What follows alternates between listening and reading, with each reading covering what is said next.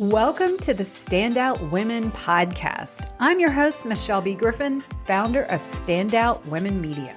As an author, speaker, and certified personal brand and PR strategist, I'm here to empower and elevate women just like you to get visible, build your personal brand, and own your lane as a visible brand authority and thought leader in your space.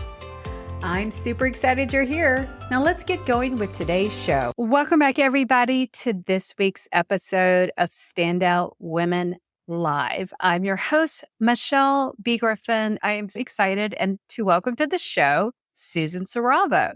Welcome. Hi, Michelle. Thanks so much for having me.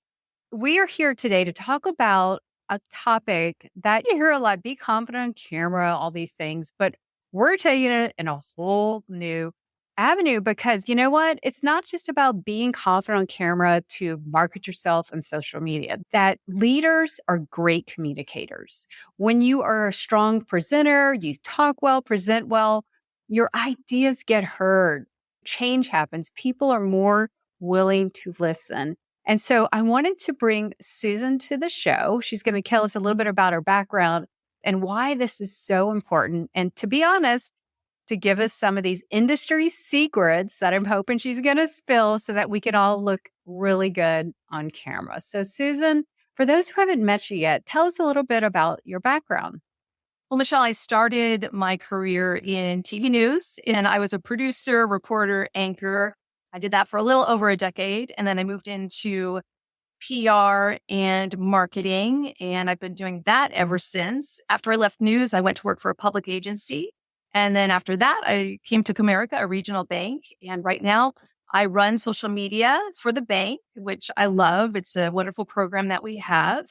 And then I also have a side business where I coach people on how to show up as their best on camera. And the reason I started the side business is because during the pandemic, as you know, everything in person went away and we were starting to do everything online. And using Zoom and Teams and Google Meets and all the platforms. And a lot of people just didn't really have the skills to show up like a boss on camera. So I started helping people to do that. And it's been a lot of fun ever since. And recently I decided to create a course, Don't Be a Deer in the Headlights. Mm-hmm. And that is because I still get a lot of emails and DMs from people asking for tips here and there, whether it's about a camera or lighting or how to not be nervous or how to speak more concisely. And I thought, you know what? I'm just going to take all of my ideas and my tips. I'm going to put them together in one course. There's about 15 videos and the whole course is just over an hour. So I just send the link to people when they have questions. They watch the course. Pretty much covers most of the bases. Not all of it, but most of the bases. Well, I know we're not here to, just sell it, but I've seen it. I've been able to take many of the, lessons. And the minute I opened this course, I had never actually seen you on camera. I didn't even know you were, had this TV background. And the minute, I started watching your course, I'm like, wow, Susan's so good on camera. And, you see a lot of people on camera like, she's really polished. She really is so pro. And I was like, wow. And then you mentioned somewhere in the intro, and then it just got, and the more I listen to this and why we're talking today is like, you know what? We all need this. This isn't just get on video. You see this on LinkedIn, get on video and promote yourself. Yeah, that's important. Totally important. I don't care if you have your own business or you're in corporate America. Everyone needs to have a presence. And that is something more than just being confident on camera, because what you talk about in this course are some of the things that I'm sure you learned in, becoming in broadcast journalism school and, as a reporter, anchor and all that. But the main thing is what we were talking about this in the green room is to really just know how to have a presence. Is it something that we can learn, or where do we start? Absolutely. And we learned this in broadcasting, that you have to have a lot of energy. You have to have enthusiasm.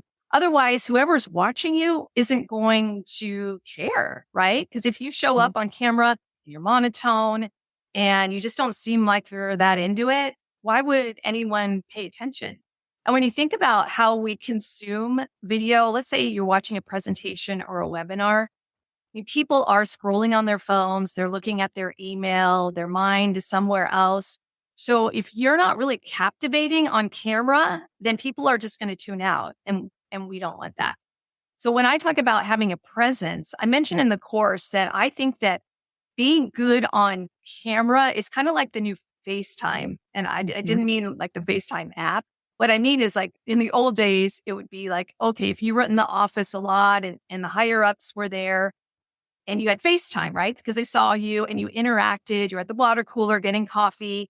But now that so many people work remote or work remotely some of the time, you don't have that face to face interaction with other leaders in your company or other clients, prospects, whatever your business is. So that time that you have on when you're on Teams or you're on Zoom, that's your FaceTime. That's your opportunity to put your best foot forward and have that face to face with people and make that connection. So that's why even just a regular meeting or a sales call, whatever you have going on, why not show up as your best? I love that. And, I want to add another part of this. You mentioned since the pandemic and we're more remote, even in the last year and a half since the advent of AI and the scary stuff that can come down, the fakes and all that, and of course now written content is such a commodity, right? In this flip of a millisecond, you can get whatever. And we now need to be very strong on video and camera, have a presence because we need that connection, that human connection more than ever to know that, hey, that is us. We are the, thought leader. We say we are, this stuff is ours, but also just because goodness gracious, we have too much AI stuff. And I'm just calling for more human connection because of it. So, this presence is so electrifying in the best way when you see that humanism. And so I really think that's another cause for, presence. Definitely making it like a muscle. Just train it, train it, Mhm. train it. Because I know we also talked about this. Some people will just say, I don't have the personality for camera. What do you say to those people? Well, this also goes to people who may be introverts, because it Mhm. seems like nowadays in business, if you're an extrovert, maybe you might have a leg up on introverts because let's say you have that bubbly personality or you're really good with people and all. But I would say being on camera, that's kind of anybody can do it because remember, you're not talking to a huge audience. Like you're not on a stage. This is just you and I together, Michelle, and we are both looking at our cameras and we're talking. So whether I'm an extrovert or an introvert, it's just me in a room looking at a camera. So like I say in my course, the best way to get that pizzazz when you're on camera is to just practice. And when I was first getting my start in news, we didn't have phones with the cameras on. It was quite a while ago, but I had like an old school camcorder. So I put that up on a tripod and then I would just talk to the camera. Maybe I would read the newspaper or I would say something, I would tell a story, whatever, just so that I got comfortable looking at the camera and being expressive or demonstrative, being able to tell a story and got comfortable with that because that's really what we're talking about is just Mhm. comfort level. People don't have the comfort level, but like anything, it's like riding a bike. Once you do it Mhm. long enough or often enough, the repetition, that's what makes you more confident and gives you that comfortability. I agree on that. And I even think having a place where maybe you can either stand up. I prefer to stand up, but sit down. I think that's completely different than say like holding your phone selfie. That's too awkward. Like I think you probably need a real place where your camera's filming you and you can critique it and just get those reps in. What are your thoughts about, now there's technology where say if you're going to practice, either you ad lib it or maybe there's a script and there's a teleprompter, probably what you read back in the day, but now there's teleprompters that will even train your eye to look even if you're not looking. So what are your thoughts Yes. about tools like that to help you with your comfort level and practice? I think you should do both. I think you should practice talking to the camera. Just get a tripod. And I mentioned this in the course. There's tripods on Amazon for, I don't know, $15, $20, where Mhm. you just get a tripod, put your phone on the tripod, and then hit video, talk to the camera, tell a story, tell funny like story from high school or something that your kids did that was funny. And just kind of get used to that. And then also try the teleprompter apps where you download a script, write a script, and then upload it to the teleprompter app and then have it on your camera. And I'll show you just like with my camera here, let's say the lens of the camera is right here. So that the words are going to be right there and they're going to scroll right there. So it looks like you're looking at the camera and you can learn how to read moving words. It's a little daunting at first, but like everything else, once you get used to it, you can do it. So if you have a recorded video that's maybe 2 minutes or more and you need to say something exactly, then use the teleprompter app, record it with a teleprompter, get comfortable with it. Great. But also learn to ad lib as well so that you can do both depending on what the need is. Sometimes we just need to record a video that's short, no big deal. Sometimes we're going to be on a live stream like this where we wouldn't use teleprompter because we're ad libbing our Q&A together. Or if you're doing a webinar, you're not going to say everything word for word. No, exactly, because there's this context for everything. This might be a great place to ask the question that, I think some of us, myself included, I'm always working on this, so I'm not pointing fingers, is learning to talk in sound bites. To me, that is, interviewing a lot of people, no fingers pointed. And I think a lot of it's nerves. Some people over talking or talking too long or saying something again and again and again and again and again. I'm making a case in point here, but you know what I'm saying? Cut to the chase. So what's your best industry tips on how to talk in sound bites? We have to remember that it's important to make your point and then stop talking. Like, why do we continue to talk after we make our point? Maybe because we think it makes us sound more knowledgeable or smarter that we keep talking. They're all different reasons. And maybe we are afraid that there's going to be some awkward silence. But I would say when you have something that you're going to get across, a certain message, let's say you have an important meeting coming up or an important phone call, talk it over with yourself before and figure out how to make those points in a few short sentences. And that might be you just like while you're on a walk, kind of talking to yourself. Hopefully no one will think you're weird, but if so, whatever. Or if you're in your car, just figure out how to make your points in short sentences and then stop talking. Wait for the other people to reply. Now, we do that when we ask questions too. I found myself doing that where I would ask the question and then I keep talking and the person's like waiting to reply, but like, okay, I got to stop talking now. So we all do it. It's just a matter of being aware and making an effort to try to stop doing it. Oh, I'm guilty of it too. And that's something I've got to learn too. So, getting out there, none of us improve anything by just wanting, wishing, and reading about it. You've got to actually do the reps. And that's why your course is so good because you really show us how to do this and really bite-sized things. And that's the thing. When we're practicing on anything, we can get so caught up in the weeds on how to do something. But in your case, at the end of the day, get a tripod and just start practicing. Yeah. So what do you think after that? Once we practice, what are your next tips on, after we've assessed and practiced our videos? Where do we go from there? Well, a couple things. Let's talk about PowerPoint slides. So most presentations, we have PowerPoint slides. And we've all seen this where we spend so much time tweaking those slides and then getting other people to look at them, getting opinions. Yes. And they go through a long approval process and it's all about the slides, but we haven't rehearsed what we're actually going to say.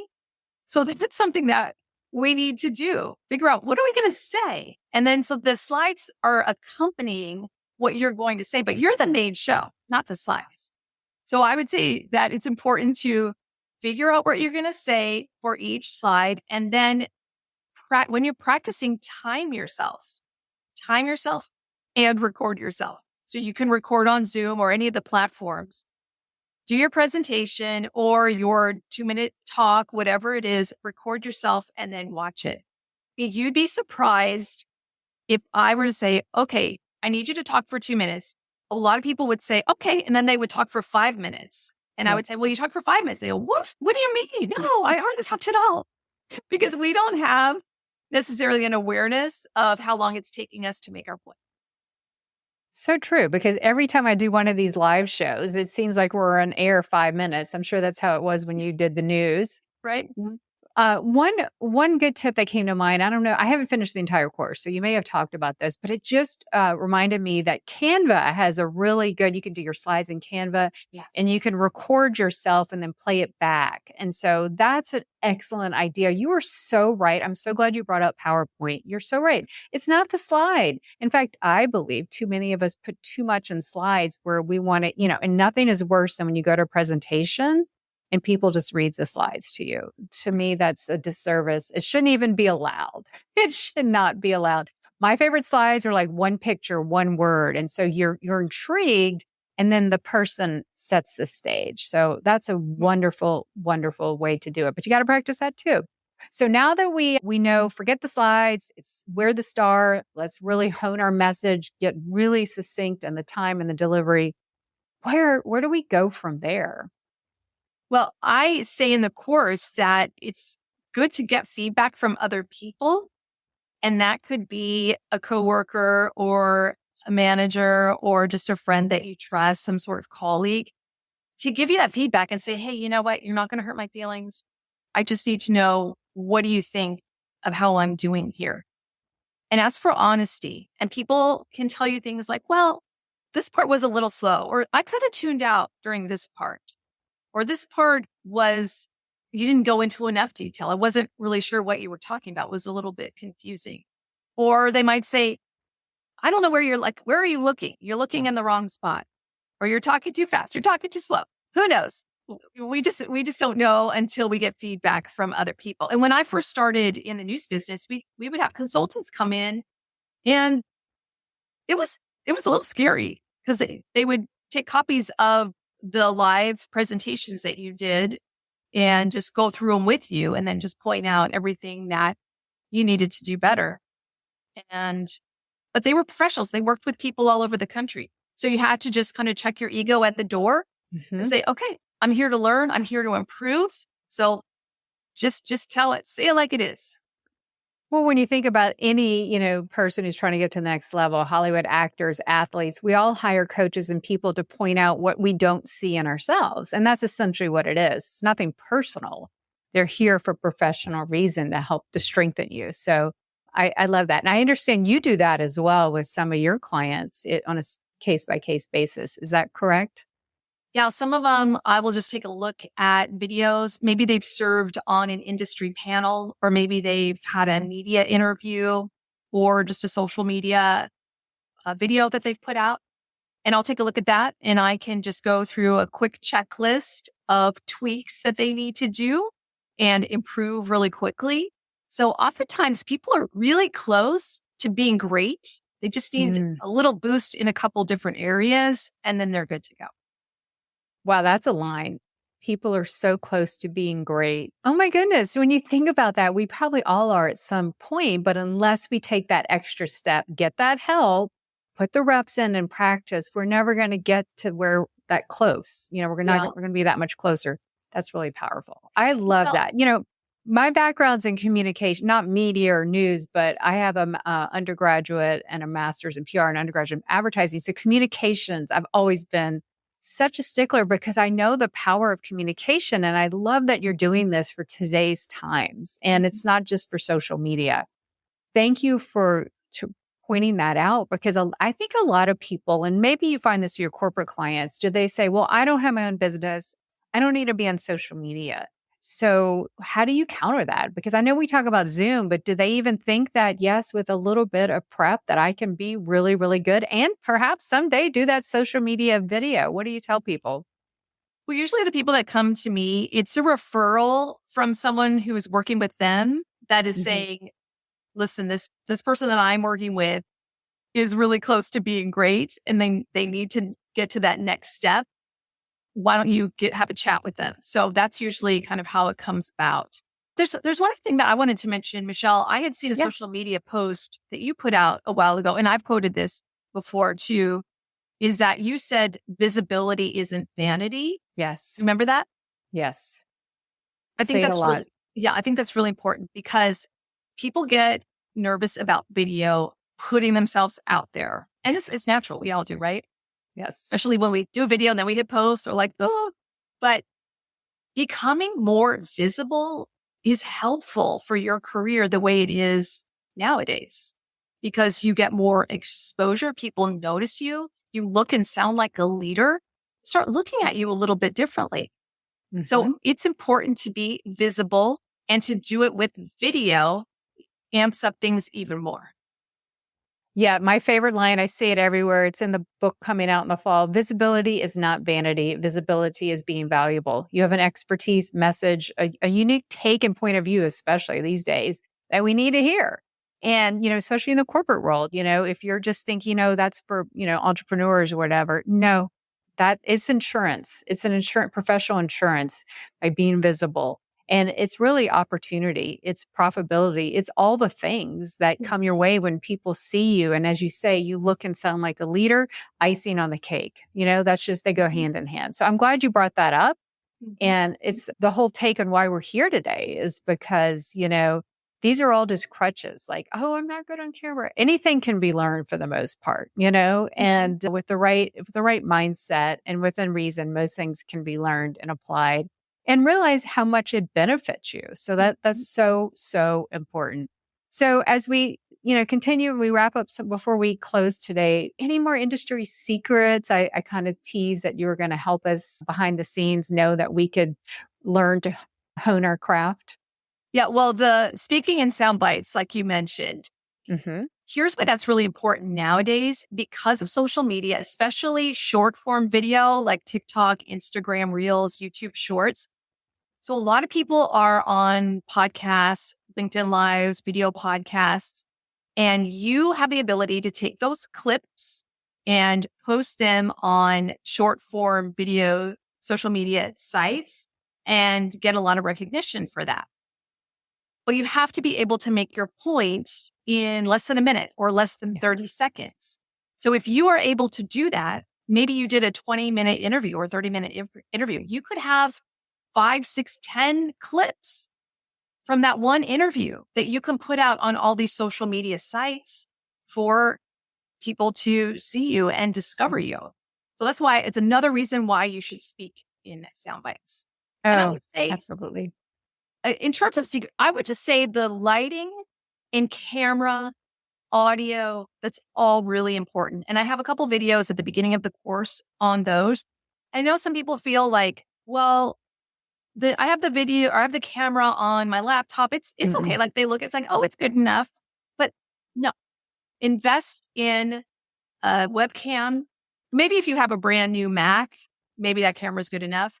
But invest in a webcam. You might need an external mic, maybe not. Invest in some lights. Lights have never been cheaper that you can get on Amazon so that you're well lit, your video and audio quality are great. I mean, that will put you head and shoulders above the rest because when you hop on a Zoom call and you're looking like you're like could be on a broadcast, people are like, oh, well, this person means business. Oh, it's an important first impression. And, I have 2 new Macs and trust me, the Mac camera isn't as good as, I swear by the Logitech Brio and it makes everyone look good. It's another professional insurance, just like you would do XYZ for classes. I mean, what you buy these once and you rarely need to upgrade them, Yeah. And lights are very inexpensive, the camera, and then, even microphones. You could go from the very low end to very, very high, but without, I think sound to me is probably the most critical. Of course, they all come into play, but if you can't hear you, worked so hard to do all this and you can't hear you, such a disservice to all the work you're doing. So I love that you do that. It's never been an easier time and more economical time to invest in those things. And as you say, they're just really to increase your career, credibility. And so as we finish up today, we have just a few more minutes. Please Actually, Michelle, I did have one more tip. Oh, please tell us. I want to hear them all. Okay. Getting to the point is very important if you want to hold people's interests. So I'll give you an example. When you watch a local newscast, and let's say the reporter is out in the field. So usually the anchor has 10 seconds to introduce a story, 10 seconds to introduce the reporter. Then the reporter has about 15 seconds to introduce their story. And then their story that's on tape where they have sound bites and narration. Those are usually about a minute 15 to a minute 30. And then you come back and the reporter has about 15, 20 seconds to wrap up and toss it back to the anchor desk. So if you think about that, the whole story, the whole entire story can be told in 2 minutes or less. And that's because they cut out all the fluff. Mm-hmm. And we just know that with a newscast, they keep a certain pace. It's like some stories are 45 seconds, some stories are a minute, some stories are 2 minutes, and then they do the tease, and they get to the commercial. But the pace is very quick. So we don't need to do that type of a pace when we do presentations or PowerPoints. But if we go in with that mindset that the audience can turn the channel at any moment because they're just not engaged and go somewhere else, then it will force us to make our presentations or our talks more interesting, where we're really efficient with every word and every sentence. I agree. So we don't have to, I think you said this in the course, don't come to the camera, hey there, just cut to the chase, right? Just go straight to the point. That's another course. That's your second course right there. How to, do a presentation like a TV news show. That's get rid of the fluff. That's course number 2. I'm signing up for that one. You have spilled so many industry secrets. This has been phenomenal. I'm geeking out on all of this because I think probably secretly I wanted to be a news anchor back in the day. For those who want to learn more about your media training business, the course, where can they find you and connect with you, Susan? I do have my course on my LinkedIn profile. I have the course on ThriveCart, and it's just a link you can click on and then register the course. It's free. Like I said, it's an hour and 2 minutes, so pretty quick. And you could just watch the videos that are relevant to you right now, come back and watch the others that might be relevant at a later date, whatever works. And this is incredible. Did you hear the word free? Susan is providing this for free, at least for now. So if you're interested, run, don't walk, run and go get this invaluable course. It's just tremendous. So it's very generous. And then tell us again where your website is to learn more about your other services. Yeah, susansaravo.com is my website.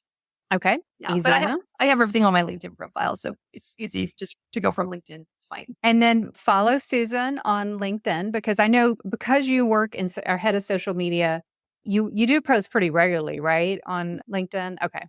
And for your stuff and then the bank, I think you do a really good job on that too, because I think you're always showing pictures. I love the pictures. You're always meeting people, I guess, in your job. You do a good job about sharing what you do behind the scenes at the bank. So I think that's fascinating. So if you want to learn about social media posting from a media perspective, definitely give Susan a follow. Susan, I think you've been in the community like 3 years. I'm so glad we finally got a chance to meet. And this has been incredible. Thank you so much for your time today.